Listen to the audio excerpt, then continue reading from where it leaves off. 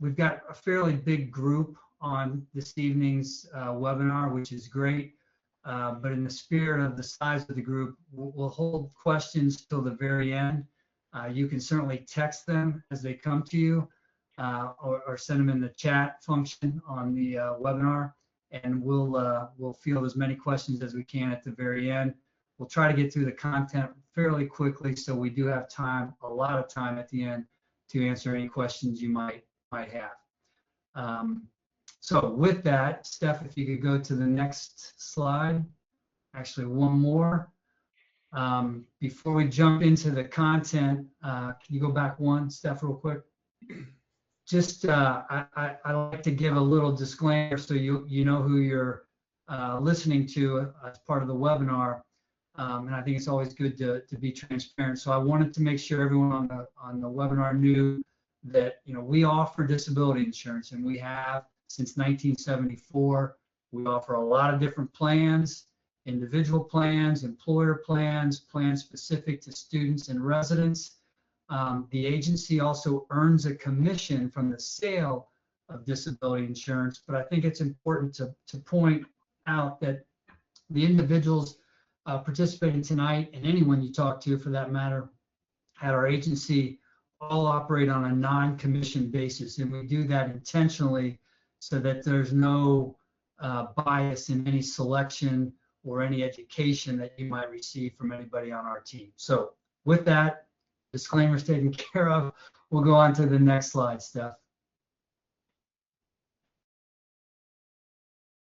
Okay, tonight we'd like to frame this as a discussion. I'll be moderating. I've got a series of questions I'll throw to Jack and to Jack. The goal here is to give you just a quick overview on disability, but we're going to spend a lot of time diving into what we consider to be some important considerations that you might take into account as you explore options with disability, both for students and for residents. And then at the end, we'll open it up, obviously, to your questions. Steph, on the next slide, here's sort of the big question. You know, what is disability insurance? Everyone's got their own sort of definition. I found one from Copilot just a few days ago. But disability insurance is a type of coverage that replaces a portion of your income if you are unable to work due to illness, injury, or any other medical condition per the terms of the contract. So that's what it is, again, at a very, very high level. On the next page, the big question is why? Why do you have it? So again, just to kind of put some framework here in place, you know, the Social Security Administration reports that 1 in 4 of today's 20-year-olds will become disabled before reaching retirement. And then you think through the physician's point of view, with the risk being even greater than that due to the physical demands of the job, stress, and the risk of exposure and infection.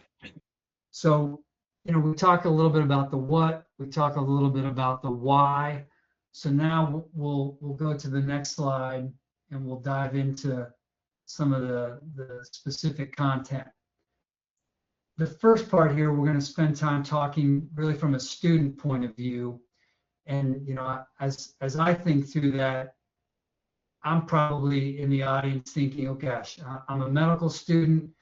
I'm sitting here listening to this and I'm thinking to myself, wait a minute, I've got no income to protect. I'm pretty healthy.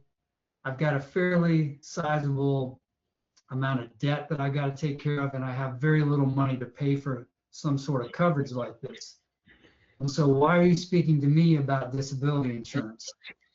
And so, Jack Lees, I'm going to throw this first question to you, you know, asking kind of the obvious question. Why, in your opinion, would a medical student want to pursue and purchase disability insurance? Yeah, it's a good question. It kind of would make a student kind of scratch their head as to why you would be, you know, needing to pay for this or have this protection.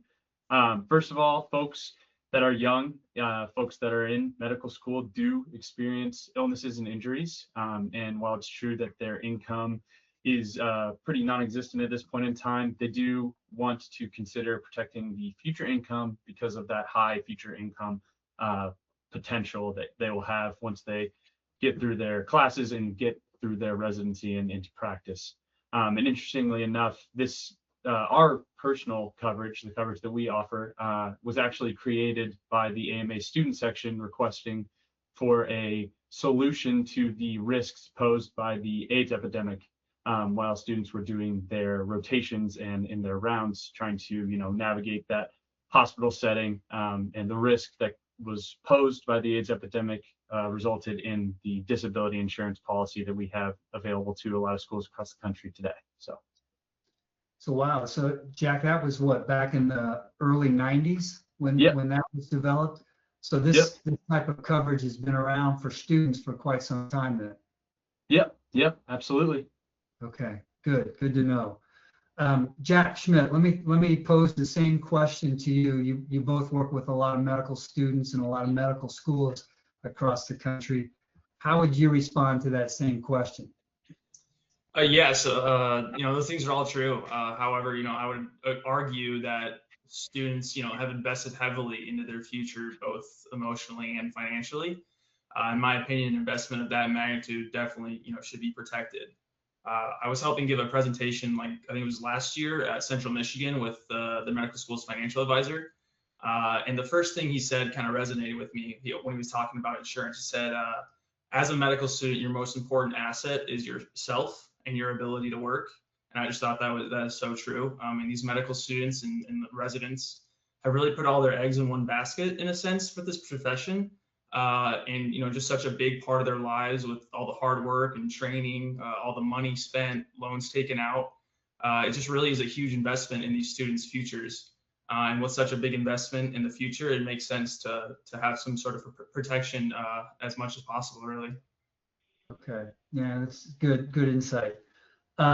Steph, could you go to the next slide, please? Let's, while we're talking about this, we've kind of established some reasons as to why a student might consider disability insurance, but let's dive down into some key considerations for them. So Jack Leaves, let me throw this back to you. First question, what, in your opinion, would be some key features that a medical student should look for in a disability plan? I think there are probably 4 key features that folks ought to at least consider. One is a typical monthly benefit amount that pays out north of $1,000. This would result in them getting somewhere near that $12,000 to $15,000 mark if they were per year if they were to become disabled. In addition to that, a student definition of disability so that the coverage is robust and it applies to you as a student. And then in addition to that, I would say a cost of living adjustment, just with the way that things have been going and inflationary pressures. I think that having a cost of living adjustment for your benefit payout is pretty vital. And lastly, the student loans. There are some policies out there that will actually work to pay off a large chunk of student loans if you become totally and permanently disabled. So making sure that you're at least considering those four key features when you're doing your purchase decision, that would be what I advise. Okay, good. Look, can I go back to one? You mentioned the definition of disability. I hear about that all the time, especially in the physician, world. And so when you mentioned a definition around being a student, could you elaborate a little bit on that? What does that mean, and when would that trigger a benefit that might be paid out? Yeah, so the student definition of disability would mean that a benefit would pay out in the event that you become disabled and are unable to perform your duties as a medical student due to that disability. So that would mean that any illness or injury that would take you away from your capability to, attend classes or attend your rounds, you would receive a monthly benefit in order to kind of replace that lost time that you're having during your medical school. Okay, so instead of the more traditional definition, let's say you can't perform your role as a surgeon, the the way it works for a student. If you can't perform your duties as a medical student, it could trigger a benefit. Exactly. Okay. Okay. Good. Good to know. Thank you for that.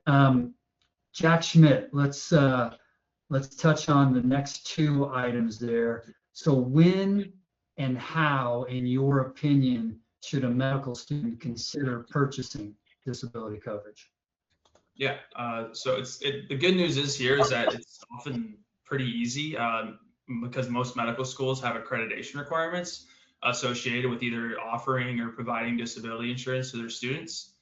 So as a result, we often see schools obtaining and providing that coverage for the students. However, not all schools provide the coverage. So some just simply make it available or require students to purchase it on their own. Either way, for any medical students in here, I would definitely encourage you to check with your program to understand your options and what you do and don't have in place. If your school does not provide the coverage, there are options available. For instance, the AMA has a plan specifically tailored to students, but there are also other available options as well. So Jack, when a student first comes into medical school, a lot of programs have orientations. Do you find that a lot of schools will let the students know if they do or don't have coverage, or how they would go about possibly obtaining coverage during that orientation? Yeah, in most cases, they'll have an orientation that'll go through all the insurance benefits and things like that that are provided to the school, and if not, they'll make sure within the accreditation requirement that the students are educated and well informed on the options that are available to them. Okay, thank you. So let's drop down to that last bullet, and Jack Lees, I'm going to throw this one back to you. I often hear people talk about disability insurance, and then I hear about how expensive it can be. So from a cost consideration standpoint, what are your thoughts? What should students, have in the back of their mind as they're looking at different options? Like you just said, costs can be rather expensive. And in the student space, they're rather tame. But as different policies can vary. Different benefits, more robust and more rich benefit payouts can result in higher medical school benefit premiums. For example, ours is around $48 per year. This is on the more tame side, I would say. But if you're looking at a policy, I would say something around $50 per year should be what you're kind of aiming for in terms of getting that, robust and all-encompassing coverage for yourself during your medical schooling. So $50 a year per student, is that what you're saying? Yep. Okay. And so let me go back to the first point. You mentioned 3 or 4 key features. For that same price, would those 3 or 4 features typically be woven into that type of coverage? Yeah, typically around that $50 mark, those features are woven into the coverage. That's true for the AMA plan, and I know a few other options out in the marketplace that also have those features for right around $50 per year. So yeah, that would be rather on the standard side for what you should expect for your price point for all those features to be included in your plan. Okay, good. Thank you for clarifying that and providing some insight there. Okay, Steph, can you move to the next slide, please? Just for framework purposes here, we're going to transition now from some things on the student side of the ledger to residents. And there's a lot of similarities, but there's one key, maybe 2 key differences, certainly income being one of them. So we're transitioning from students not making any income to residents making at least some income in their role while they're training at the hospital. And so that's one key difference. Steph, if you go to the next slide, please. We're going to talk now about, similar, I put myself in the shoes of a student thinking, gosh, why should I have disability coverage? Now I'm going to flip it and think about from a resident standpoint. If I'm a resident, why would I want coverage? I have some of the same issues, limited income. Yes, I'm making an income, but limited. I'm still healthy. Hopefully, my debt's still there. But one key thing that's different between a student and a resident is that a lot of times we hear that a resident is already being covered. They already have coverage from the hospital where they're doing their training. So it's a bit different from that standpoint. So as you think through, and I'm going to throw this one back to you, Jack Schmidt, as you think through that from the perspective of a resident, all those things we just touched on, from your point of view and from your experience working with residents, why would you suggest to them that they might consider disability insurance on an individual basis? Yeah, definitely. I'd say there's like a few key reasons as to why. I'd say like the first would be probably like the rates. Typically speaking, I mean, most people will never be as healthy and young as they are today. So with insurance, the healthier and younger you are, the better rates that you're going to get. Second would be purchasing power. This is a really important one. So buying individual coverage now is really important. The individual plans tend to look at coverage that you already have in place when determining that amount of coverage that the carrier will be able to provide, while group plans don't. In layman's terms, this basically means that you can typically obtain more disability coverage when you have an individual plan in place first. So the last key I would say would be the portability of your own plan. So most group plans aren't portable. When you leave residency, that plan ends and you'll be required to purchase new coverage. Whereas an individual plan, it moves with you from residency to your practice, from employer to employer. So those are just a few of the key reasons as to why a resident should look into purchasing now. Okay. And I'm going to piggyback. I see a question that just popped up in the chat, and I think it dovetails into what you just said. So the question is, I already met with a consultant for personal disability insurance, but it was closer to $100 a month. Is there a benefit to this type of plan, being able to carry it over once I graduate and go through my training? Why would it be so much more expensive than the $50 program? Would either of the two of you like to comment on that? Yeah, I'm happy to. It could be based on like the benefits that are within the plan as far as like the monthly benefit. There's also, that we'll get into later on, different options that are available, such as cost of living adjustments, future income, or there's a bunch of different like bells and whistles basically that can be attached to individual plans. So looking into what those options are as well can determine, this is like the price of this coverage versus this coverage. So definitely finding out, like, based on, your specialty, things like that, what kind of definitions you're wanting, can definitely determine the price on what kind of coverage you're getting as well. And Jack, if you have anything to add, please do. No, I think you nailed it. I think that at some points, there can be, and not to be, on the negative side of things, but some plans can be a little bit more pushed upon you because of the higher premium, and not necessarily saying this is the case, but some individuals, do get these commissions on these plans. And if a $100 a month premium is going to, pay out a higher commission, somebody might be more likely to push that on you. Again, not saying that's necessarily the case, but that is something that you would want to be aware of when you're going into this purchase decision. Is it fair to say, guys, that all things being equal, you can often get a less expensive plan through a group offering versus an individual plan? Is that a fair assessment? Definitely. Yeah, absolutely. Okay. So that could be driving some of the variance in cost as well. Yeah. Right. Yeah. Okay, good. Well, thank you. I'm glad we had a chance to touch on that question while it popped up.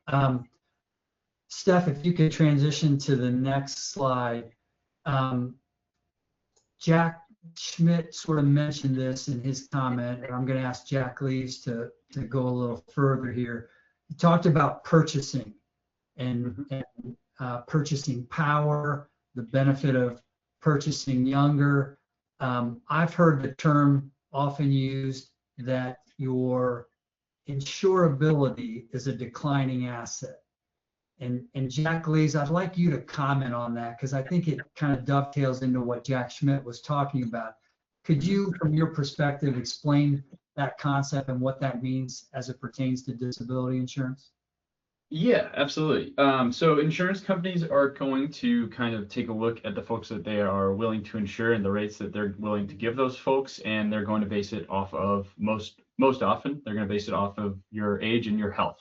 And because when you're younger and healthier, you are more capable of purchasing this insurance, you're actually going to be able to realize some lower rates. And if you want to make that purchase decision, those lower rates can kind of grow with you as you grow into your income and into your role. For folks that are on the older side, as your health and as your age increases and your health declines, the cost to obtain similar coverage will increase as well. So it just makes it a little bit harder over time. Not necessarily a right or a wrong answer as to when you make this purchase decision, but it is something to keep in mind that certain offers and certain special premiums that would be offered to you from insurance companies while you're younger and healthier might not be available for you when you grow into your career and age. Okay, thank you for that. Yeah. Steph, could you advance to the next slide? Okay, so this is kind of what you were speaking to, Jack. Yep, exactly. Just as you can see, it's as this price is going up, your age is kind of going across, and you also your risk as you move from this A to B in terms of your age and your experience, your risk increases. So it's just something to consider. The more time that you take to make the purchase decision, more likely the cost is going to go up. But again, it's not necessarily a right or a wrong answer. It's just something to keep in mind when you're making the choice whether or not to go with the policy. Okay, great. Thank you. Steph, could you go one more slide? I'm going to dive down a little bit deeper here into the resident side of things. And Jack Schmidt, I'm going to throw this first question over to you. And let's go to that second key bullet point around features to consider. In your experience in working with residents, what are the 2 or 3 key features that they should consider? Yeah, I think it's somewhat similar to what Jack mentioned for those students, but with a few caveats.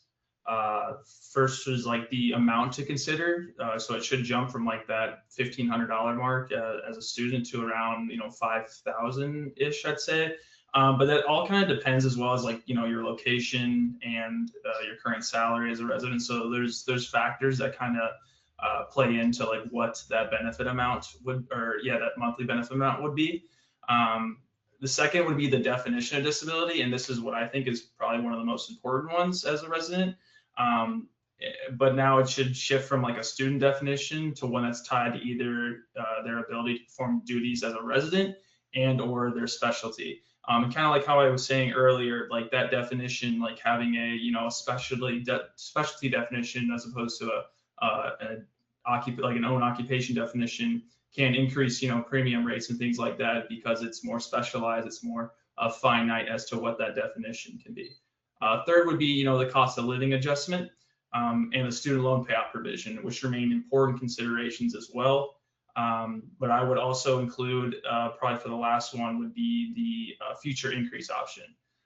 There are many iterations of this, but the premise is that the provision allows the insured to increase coverage as they advance in their career, typically without any additional medical underwriting. So those are just a few bells and whistles as well as a resident that are definitely things to consider. Okay, thank you. So some similarities as a student, but a few other additional considerations. Definitely. Okay, in the spirit of time, we're kind of getting down to the bottom of the hour, and I see several questions in the chat, which we'll get to here in just a second. But Jack Lees, would you mind commenting on the the next bullet there in terms of how to obtain coverage as a resident? What are your thoughts there? Yeah, absolutely. So as folks probably know or probably are at least considering, disability is something that's pretty popular amongst physicians, disability insurance policies at least, which makes it a very heavy market for a lot of different offers and a lot of different folks that will be trying to push this offer upon you. Some of the timing of that can be a little bit on the aggressive side, I would say, but I would more lean towards something that is coming to you that will have to or allow you to avoid underwriting requirements. If you are able to just very easily go from your plan, if you have a plan while you're a medical student, into a plan that is designed for you going into your residency, that'll make it really easy. All you'll have to do is just pay the premium. You also probably have some special pricing and rates that are available to you because you already are coming from some sort of plan. And then also there are going to be options that kind of allow these policies to stick with you through your residency and then make different purchase decisions throughout your residency. So something like Jack said, these future increase options, making sure that you have the knowledge of what your plan looks like, what you want to consider, and the timing of that, obviously, right after you finish your medical schooling. That would be when I would say is more likely going to be a appropriate time to go out and look for that coverage. And also, get a few different opinions. Make sure that you have the ability to compare and contrast your options. We have obviously our non-commissioned insurance specialists. So if you need a second opinion about something that you've been presented, please feel free to reach out. We're more than happy to have a conversation. Yeah, that's a good point. And thank you for the thoughts on that topic. The last thing here on the cost, Jack Schmidt, I'm going to throw this one over to you. We talked about the price point for students. How about for residents? What are your thoughts in terms of the cost that they should be, considering to get a quality plan as a resident? Yeah, and that's definitely a good question to think about. The price of, especially for, it can vary considerably. For instance, like group insurance is considerably less expensive per person than an individual insurance plan. In addition, the different, bells and whistles, kind of like I spoke on earlier, can impact that price as well. Like Jack Gleaves mentioned, some agents might try to oversell you, which could also drive up costs. I tend to think of it like health insurance. If I want a real low deductible, so benefits are paid immediately, then my premium is going to be considerably more. But if I'm willing to, live with a higher deductible where my insurance benefits don't immediately kick in, I'll save a bit of money on my premium. So it really boils down to like a personal decision on what's best for you and your family. Just remember that there's no right or wrong way to do this. There are simply different options available. So do your due diligence and find a plan that works best for you. And I'm going to wrap up and we'll get to the Q&A session here, but just one sort of last thought.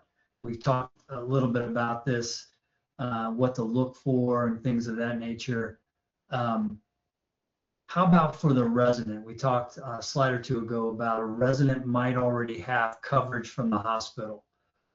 So would you suggest that they get one or the other, or would you suggest that both would be something to really consider at this point in their career? I'll throw that out to either one of you. Yeah, I'm more than happy to take that. I think that that's really up to the resident, mostly because there are a couple of different considerations to have when you're looking at what your employer might have available to you. If you are comfortable with a more broad definition of disability, then that group employer coverage might be, what fits the bill for you. But if you're looking for something that's a little bit more strict on the definition of disability, like that own specialty that Jack talked about earlier, and then you also want something that might be able to travel with you as you advance through your career, having both of those policies is, I would advise at least looking into something that is a supplement to what your group employer has. And most of these policies will be able to grow with you throughout your career. So if you are able to take advantage of one of those policies specifically, you'll be able to keep it with you and also increase benefits as you wish throughout your career so that it more reflects your income.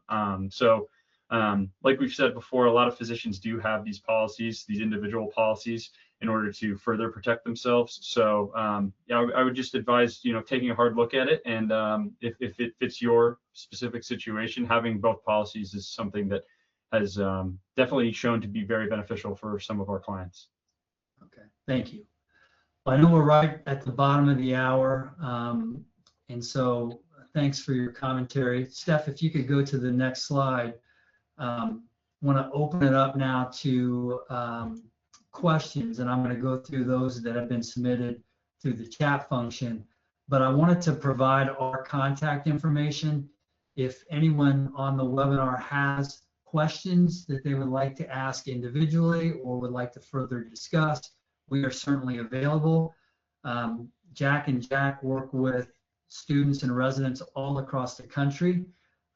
You can actually set an appointment with them through the Calendly link that's provided here, or call them or email them. So whatever we can do to be of help, we're certainly here. We'll leave this slide up as we get to the questions and answers.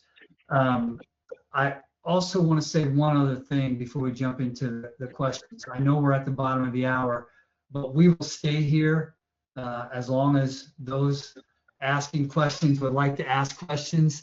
So we'll be here for a while, but if you'd like to drop off, we know we said the webinar was going to last about 30 minutes. So want to be respectful of everyone's time, but wanted those to know that we will be here and we'll go through the list of questions in its entirety. Okay, with that said, let me pop open a couple questions here. Does it matter when during residency you get disability insurance? In other words, if my training program is 7 to 8 years long, it's a lot of money to pay for it for that many years as a resident on a resident salary. Could we get it mid-residency? Would the rate be the same? Any thoughts, Jack or Jack, on that particular question?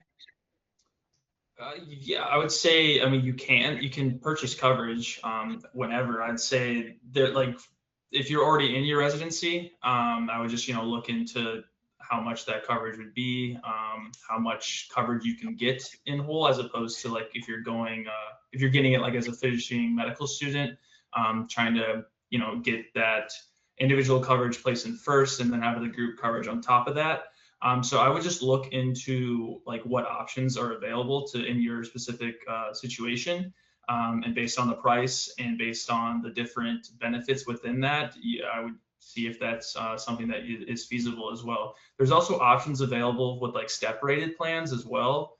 So these are plans that like grow with you as you are increasing your yearly income. So there's different options available to everyone's unique situation. So if it's something that you're considering, I would definitely reach out to either me or Jack or Mike and just talk about your situation and what you're looking for.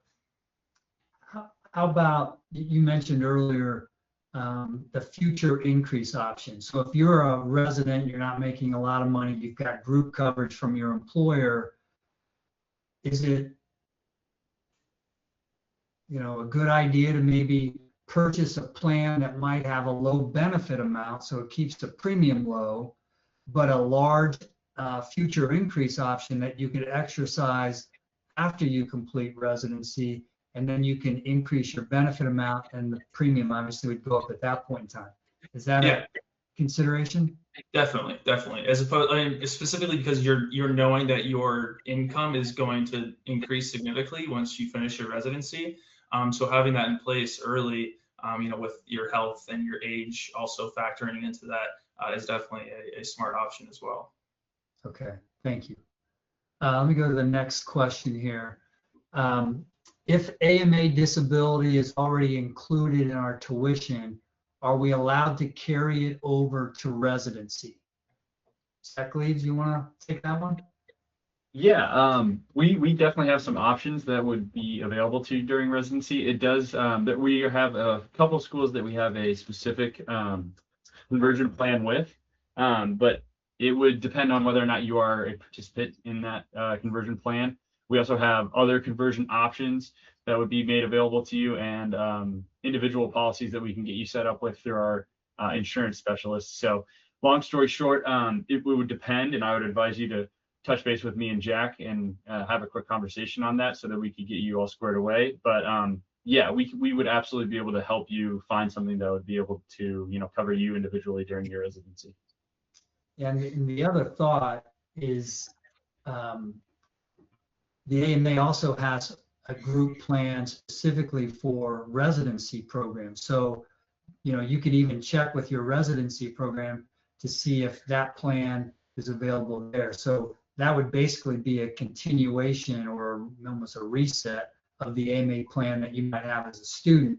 You might have a version of that available through your residency program as well. So at least worth asking about.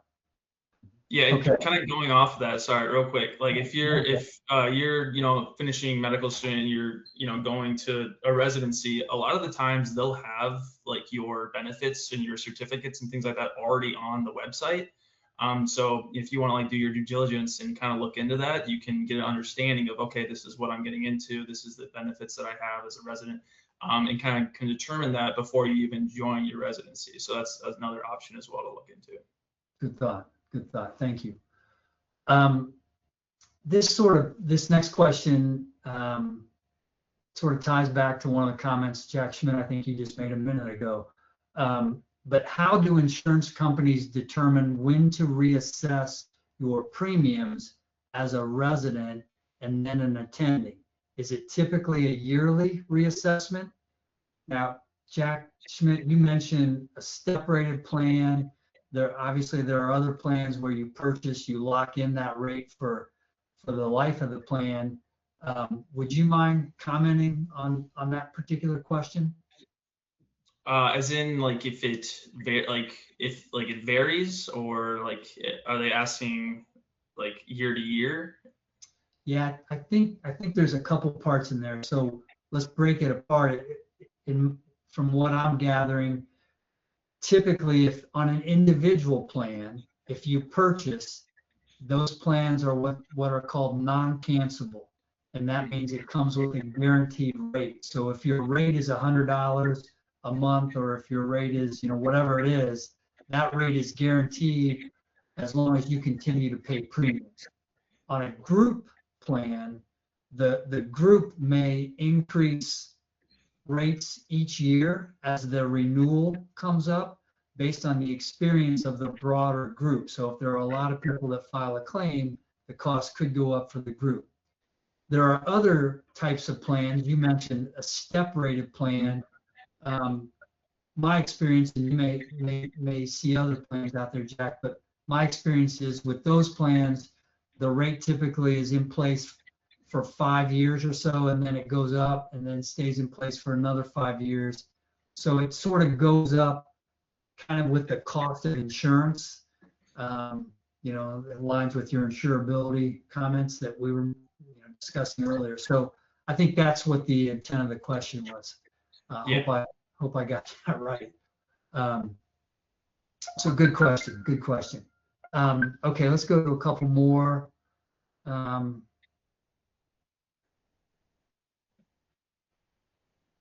So I apologize if this was asked. Do you think we should buy individual insurance in addition to the group insurance plan a resident gets through the hospital? I think we kind of commented on that, but any other thoughts you all have on that question? Yeah, I think again it's very case by case. If you want to realize a higher benefit amount, or if you are wanting to have that additional layer of coverage, yes. If you think that that's not necessarily something that you need at this very second, and you want to do a purchase later, there's not a right or wrong answer. It is up to you. There are going to be some options that make it pretty cheap to have this additional coverage, but it doesn't necessarily mean that that's the right thing to do. It just means that it's more accessible. So I hope that answers your question without just saying it's kind of up to you, but that is kind of what I would be most likely to tell you, that, if you're willing to pay these premiums to get a little bit extra coverage to then realize a higher amount of coverage later on, I would consider it. If you're more concerned with, keeping this group plan and then making this purchase decision later, that's also totally fine. Okay, thank you. Next question. Like any insurance, the rate is determined by the liability coverage.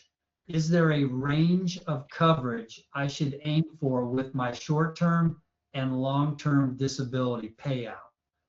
So I think the question there pivots more around the monthly benefit. Is there a particular monthly benefit? How does that coordinate with short-term, long-term?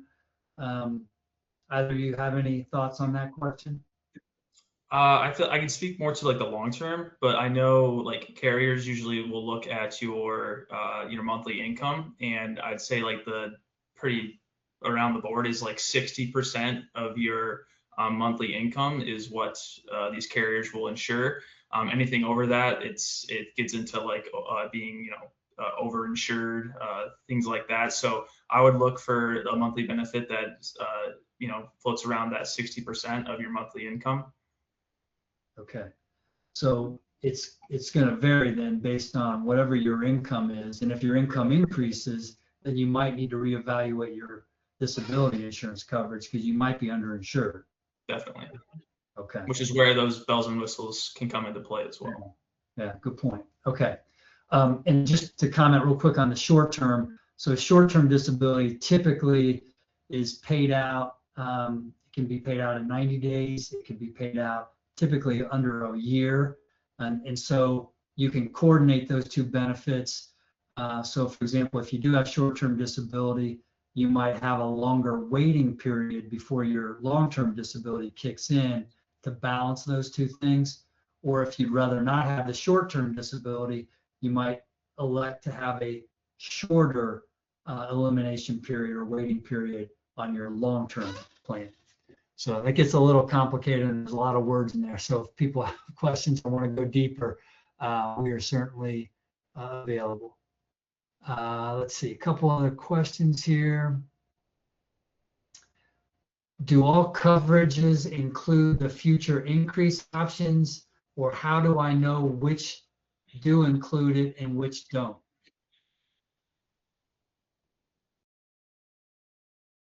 I can't speak to every single policy having the future increase options. I think that is something to check within the policy. It should be pretty transparent that you will be able to make that jump in your coverage at a later date. A lot of coverage have like these one-page benefit summaries that would be able to kind of describe the key benefits. And if you're talking to a carrier, if you're talking to an insurance agent, and you're getting that one-page benefit summary and it does include the future increase option, I would just touch base with them and ask what that looks like and ask maybe for the structure of how that might look. But I wouldn't say that every single coverage does have that. But if that's something that you're looking for, I would be making sure that whatever person you're working with is able to kind of get you that information. Yeah, I think the key is to ask. Make Yeah. sure you're asking, because some policies will embed it into the core part of the product, while others will offer it as a voluntary rider that you have to request. And so make sure you ask for it so you know whether it is or isn't included in your base price. And if it's not, then ask to have it added as a rider. Okay, let's see. Are there certain disability insurance companies you recommend for residents? Either of you care to comment on that? I would say that the common ones that I know of are the standard Guardian, and for the individual policies, New York Life. I wouldn't necessarily say that, there are particular ones that you want to avoid. I haven't ran into many that you want to completely avoid at all costs. But those are the ones that come to mind when I think of just the coverage that I've seen for residents. Jack, do you have any others? No, I mean, I'd agree with that. I'd say like it's like when you're going like straight to like an agent and things like that, is on a commission schedule. Obviously, I think the majority are trying to help, but it's hard sometimes when, they're on a commission, which is why I think, ourselves and our insurance specialists are so, great in that way, because, we're not commission based at all. Like it's not, regardless of what we're, trying to help you with, we're not, getting money on that. Our sole goal is to make sure that you're getting what's right for you. And it makes the most sense for yourself and your future profession. Yeah, I might add just a couple other comments real quick. There are a lot of good companies out there, no question. Um, you might not recognize some of the names, so ask what their rating is. Find an insurance company with an A rating or better, and you're typically in, a good spot. So those are a couple things to consider. And again, there's a lot of different options available. The last thing I would suggest is that you compare and contrast. In other words, if you see one insurance company and one plan, I would encourage you to compare that to at least a second one, so you're making an educated decision on what it is you're looking at. So a couple thoughts there. Definitely. Let's see here. Thank you for doing this webinar. Is it cheaper to get disability insurance now as a fourth-year medical student compared to a resident, or do the rates not differ? What is the benefit to starting early? Yeah. One of you can take that? Yeah, absolutely. The benefit to starting early, like we've said, as insurability is a declining asset, you're younger and healthier, so you're going to be able to take advantage of better rates. So it's going to be for a similar policy that you would get 5 years down the line. It's going to be cheaper right now to get that policy. As for the getting the disability insurance now as compared to a resident, the rates likely will be more expensive, I would say. I can't speak to every single policy, but I would anticipate that the rates while you're a resident would be a little bit more expensive.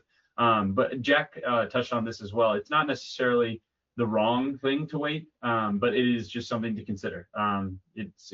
But by saying best, I don't know if, is best to do this as a fourth year, or if it's best to do it, 2 years into your residency. It's all kind of relative to what you're comfortable with and what you're willing to spend a little bit of money on right now versus maybe save and wait for a couple of years to make sure that you have, a good handle on what your group policy looks like, and then go out and look for something individually. Yeah. Yeah, and on top of that, I want to reiterate is you're getting an individual plan before you're on a group plan, so you can get more overall coverage if you get that. Like once you finish your fourth year, and before you start your residency and you're on that group plan, if you're able to get an individual plan first, you can get more overall coverage, which a lot of people that do that later on do not have that ability to get. So that's another big thing to consider as well when you're deciding to get that insurance before a group plan. Yeah, I think I'll add to that real quick. There are lots of compelling reasons why to purchase earlier than later. As it pertains to students, fourth-year student versus a resident, one of the things to consider is what options you have available. Remember, as a student, most are not making any income, so there's nothing to protect, and so there's limited options sometimes as a student. If you can find a good option, could be compelling, but you might have a harder time finding a lot of options as a fourth-year student compared to a first-year resident if you're looking at individual coverage specifically. So a couple other things to keep in mind. Okay. So question, why 60% of income instead of the whole in terms of, what the insurance amount is? Either one of you can take that one? Yeah, Jack, I think, talked about it, being overinsured. Insurance companies aren't going to go over that 60% because if we get to your full income, the incentive for you to come back from your disability kind of dissipates. So the 60% is to make sure that you're not overinsured, and that the insurance company is not just, replacing the full totality of your income while you have no real incentive to try and get back to work. It's a little bit of a, it's just the hard truth of the insurance industry. But yeah, that's why most insurance companies are going to go to 60%, around 2/3 of your income instead of 100%. Jackson, I'm going to throw a follow-up question to you. We didn't touch on this necessarily, but the taxability of the benefits, it feels like that also weighs into this. So in other words, if I get a benefit and it's tax-free, that's a little different than a benefit that gets taxed. And so how does that factor into the 60%? Well, so it depends on like how the coverage is like being paid for. So if your residency program is paying for the coverage, versus like if you're paying it with after-tax dollars or taking it out of your your monthly paycheck. So the non-taxable, well, is it the non-taxable is would not affect the 60%. Is that, am I correct on that? Yeah, so I think the key message here is, why is there a figure that's less than what it is you're actually making? Mm-hmm. And I think the key point is because we haven't calculated tax. And so if you're making, $50,000 a year, your net might be, 38, 35, whatever. And so the disability insurance carrier is sort of mirroring that in a roundabout way. So the benefit you get isn't greater than the income, the net income that you otherwise would have had without the tax implication. So there's several moving pieces and parts in there. And so understanding the tax piece is important, as you suggested, but there's an element of that figures into or is why that threshold is in place. Okay, I'm gonna try to get through some other questions here. Can you please repeat how much the policy costs for students? Is it $48 per year or per month? And what payments does it translate to in case a student's disability that prevents them from finishing school, or for how long will the person be paid? Is the person paid for a certain number of months, years, or is it for life? Yeah, so it's $48. The policy that we bring to schools is $48 per year per student. The payments it translates to is a $1,500 monthly benefit, as well as a $250,000 student loan payoff provision in the event of a total and permanent disability. If this disability prevents you from finishing school, the payment is good for until your Social Security normal retirement age, which is different for different folks born in different years. It's around, I believe, 66 to 67 years old. And then for how long? Okay, that I think I answered that with the 66 to 67. I don't think I missed anything on that one, Mike. Did I miss No, anything? I think you got it. And Okay. the key piece there is there are some plans that might be less expensive that limit the number of years they might pay out a benefit. So it's a great question, and it's something to consider and look for. What is the benefit amount? What triggers the payment in the event of a disability? And then for how long will it pay in the event that I remain disabled? So great question. Let's see here. I've noticed that the rates for women versus men differ. If you put in the same information about the individual in the quote website for Guardian, for example, the rate for a 27-year-old female is $234, but $116 for a male with the exact same salary, state, etc. Why is this?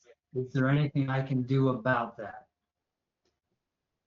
Either of you want to tackle that one, or you want me to jump in on that one? I'll try it. I think from my understanding is that it's a risk, like just a risk factor, like it's just like that they pull data on on gender, on age, and things like that, and based on those data points and what they're collecting, that determines the rate.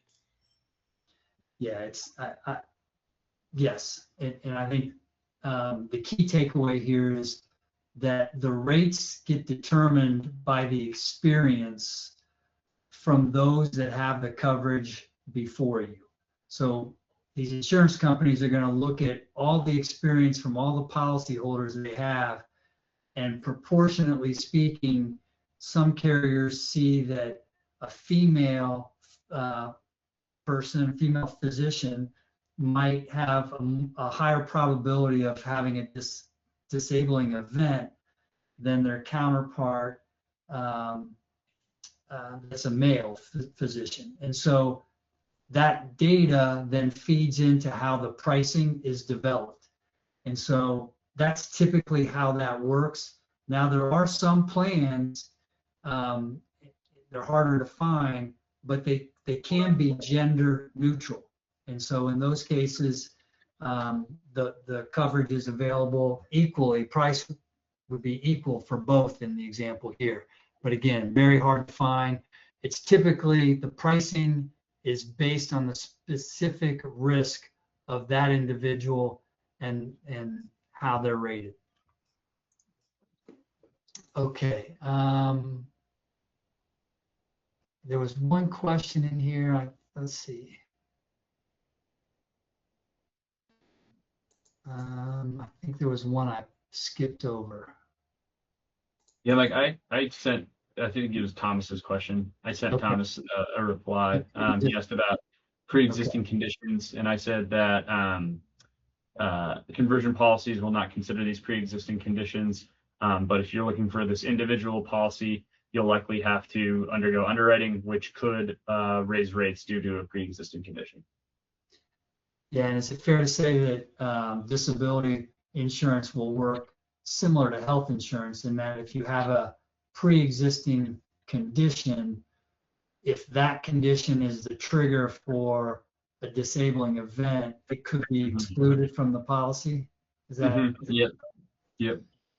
So there's some things to think through. So understanding what the pre-existing condition language says in the contract could very well influence the benefits you do or don't receive. So it's a really important question and good to dive into that and understand what it is you're getting. Let me go back one more time. Let's see here. Are all conditions considered? What about benign conditions? Is there a way to appeal a judgment? This is back to the underwriting, I believe. I'll touch on that one. Yes, all conditions are considered, and yes, you can appeal a judgment in underwriting, and so there are ways to go through that. Each carrier operates probably a little bit differently. And so if there's a disagreement in what is reported as the decision from your underwriting, that will be presented to you. You do have an opportunity to appeal. But I will go back to what Jack Leeds mentioned earlier in the conversation. The benefit of purchasing while you're a student or resident is you'll be presented with a lot of different offers that have no medical underwriting requirements at all. And in those cases, this question becomes a non-event because it's not considered at all. And so, really important to think through what options you have, what you're being presented. There's some really valuable programs out in the market, understanding what they are, comparing and contrasting them, getting second opinions, as Jack and Jack had said. All very, very good ideas, but there are ways to sort of counter this if you take action while you're presented with some of these really compelling offers. So, okay, we'll go back one more time. I think we've addressed all the questions, and I know there's a few of you still hanging on, so appreciate your participation throughout this. We'll wrap things up here for the evening, but thank you on behalf of our insurance agency for joining us this evening. Hope you all have a great rest of your week. And again, if you have any questions and would like to contact us, our information is on the screen. We're happy to help. With that said, good night.